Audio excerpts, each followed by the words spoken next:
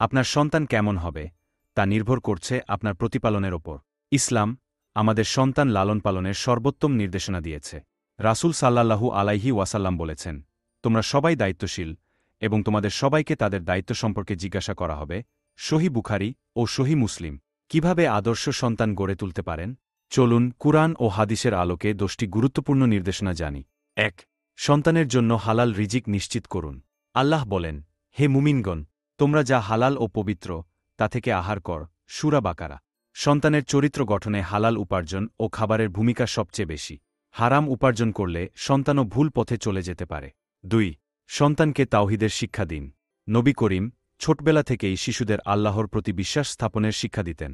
কুরআনে বলা হয়েছে, তোমরা তোমাদের সন্তানদের জাহান্নামের আগুন থেকে রক্ষা করো। সূরা তাহরিম। সন্তান যেন আল্লাহর পথে চলে, এজন্য ছোটবেলা থেকেই ইসলামিক শিক্ষা দিন।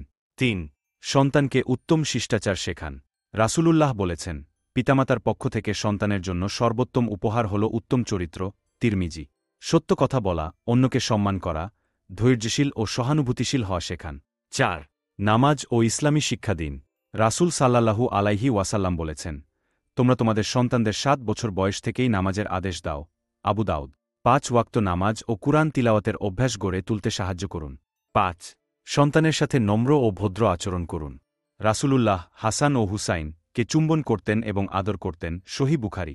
সন্তানদের প্রতি কঠোরতা না দেখিয়ে তাদের প্রতি ভালোবাসা ও স্নেহ প্রদর্শন করুন। ৬.